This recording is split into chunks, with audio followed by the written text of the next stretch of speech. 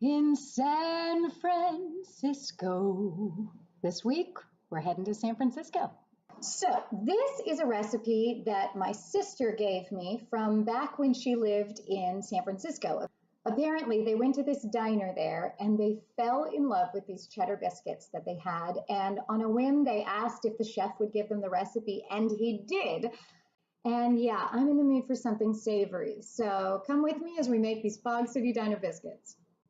We start with the dry ingredients. We have 1 2/3 cup of flour. Next, we have 2 1/4 teaspoon baking powder. 1 1/2 teaspoons of sugar. And finally, we have 3/4 teaspoons salt. We're just going to mix up our dry ingredients. The recipe asks for you to do it with a paddle on a stand mixer. I don't have a stand mixer or a few of the other things that I'm supposed to use in this recipe, so we're going to be doing this the special New York apartment I don't have those things way, and it's going to be wonderful and delicious. So at this point, it's time to add the cheddar cheese. Here's 1 1/4 cups of cheddar cheese. So now I'm just mixing in the cheddar cheese. Now I'm going to add 1/2 cup of butter. So here's the butter that is sticking.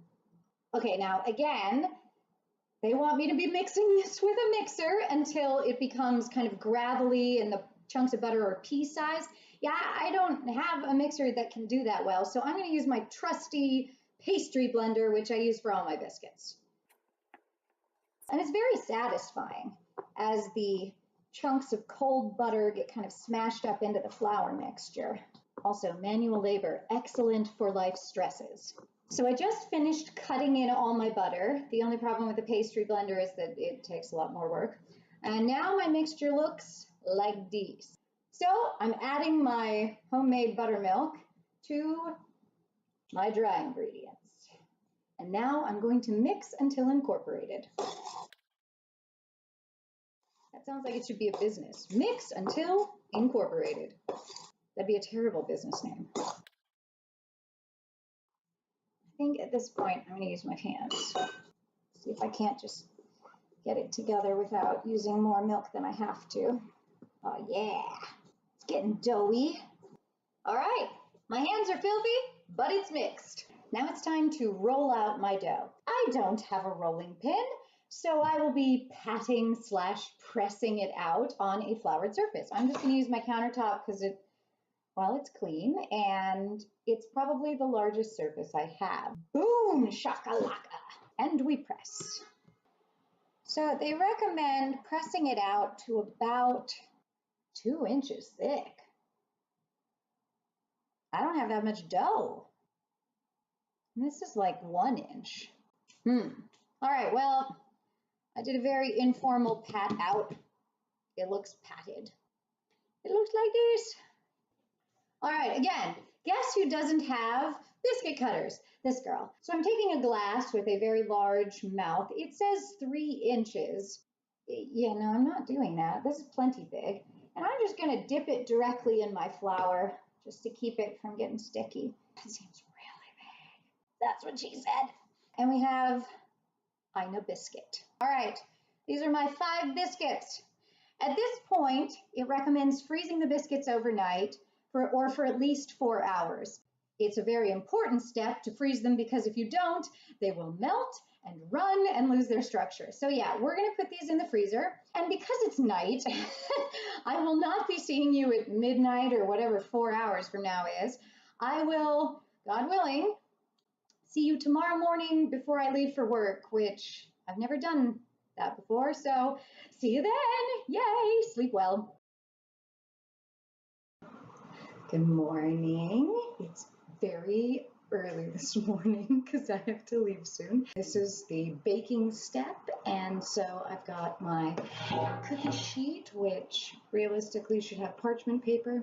I don't own parchment paper, so we went with some nonstick cooking spray, which may be unnecessary. I don't know, we'll see. And then I've got my frozen biscuits, which I literally just took out of the freezer, and I'm going to put them right on the cookie sheet and into the oven, which is set right now. It's been going, it's set at 350. So Here we go.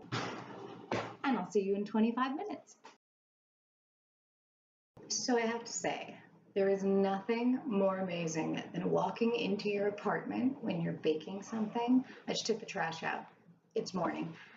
And I walked in and it felt like I was a kid again and somebody was making breakfast for me. But it's me that's making breakfast for me.